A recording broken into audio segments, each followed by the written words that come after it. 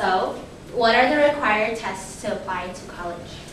SATs and ACTs, right?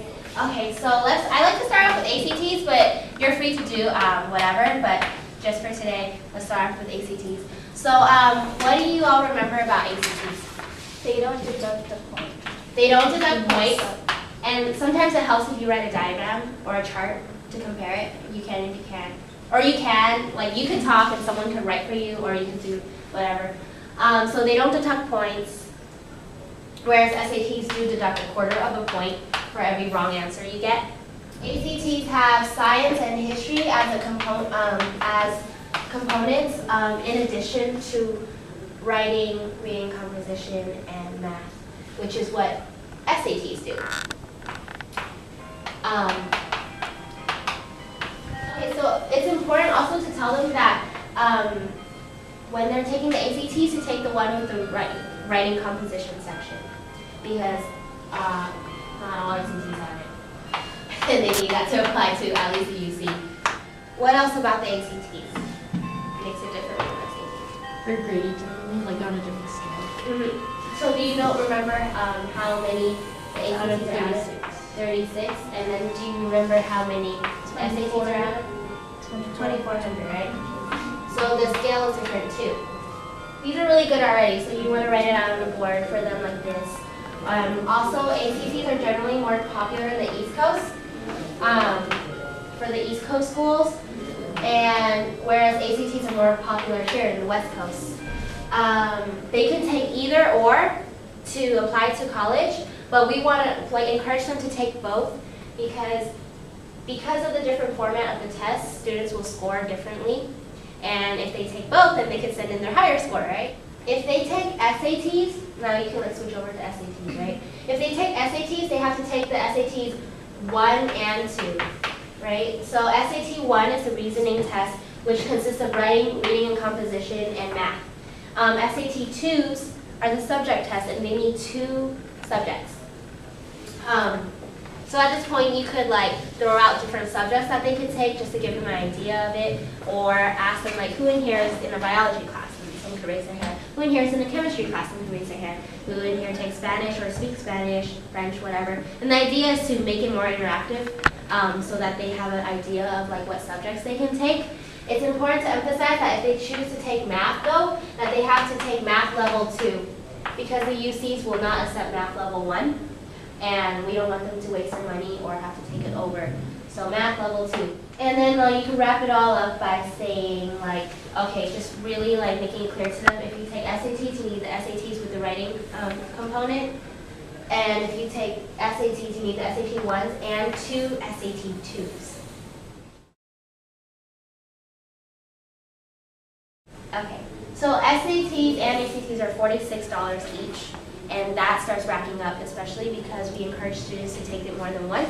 Because the statistics do show that if students take these tests more than once, their scores will increase just by virtue of knowing the test better or being more familiar with it, right? And a lot of the schools that we outreach to are low-income communities and low funded schools. So we don't want money to be a reason why they don't want to go to college. So we encourage them to take a fee waiver or apply for a fee waiver, and they could get this at collegeboard.com. And fee waivers will qualify them for up to 2 ACTs for free, 2 SAT 1s for free, and 2 SAT 2s for free. In addition to that, they can send their scores to 4 schools for free, and they can apply to 4 colleges for free.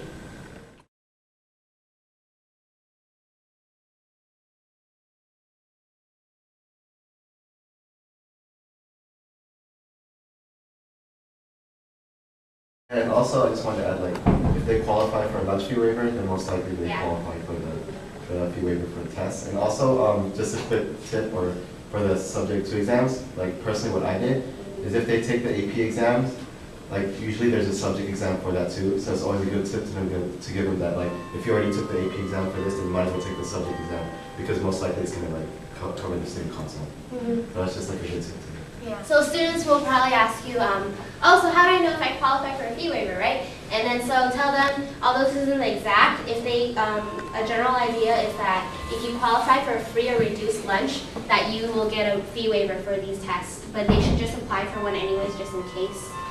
And yeah, if they're taking the subject test, tell them if they're already taking an AP exam in that subject, to take it in the same subject test in the SATs, so that it's all like further reinforced information in their minds. Also, what I like to tell students is that when you're outreaching in the fall at least, so some students might think, oh, I'm in AP Bio right now, or oh, I'm in like Spanish 4 right now, might as well take my subject test in that subject, right? But I like to discourage them from doing so because they're just taking the class right now, so they still have a lot of information that they haven't learned yet, or a lot of topics they haven't covered yet in class, so that to encourage them to take it in a subject that they've already completed the class in, unless they feel like really adamantly that they know this stuff, or like they're just gonna ace it. And we can't tell them no, you can't. If you're outreaching in the spring, that's a little different because it will be if it's towards the end, then and they only have a couple months or a couple weeks left of class, and it's like, okay, well, if you feel confident, then that's your call. But that's just what I would suggest. If they ask us, like, what's the best way to, like, prepare for these tests, do we tell them our personal experience, or? Like, what did you do to prepare for these? I just bought a book. You bought a book? Exactly, right? Those books really help because they, like, explain to you the format of these tests, what topics might cover, and it's good to practice.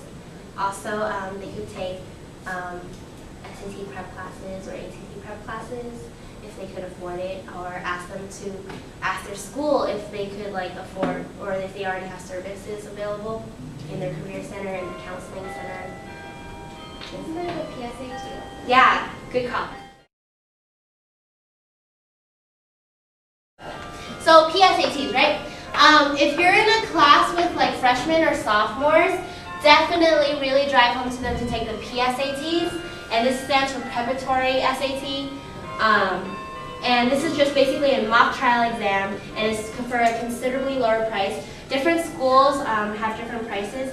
It usually ranges from like $14 to $16, but I've been to schools that even offer it for free. And it's a really good way to like just get a feel for the SATs and stuff, and to just practice for a lower price too. And some schools offer fee waivers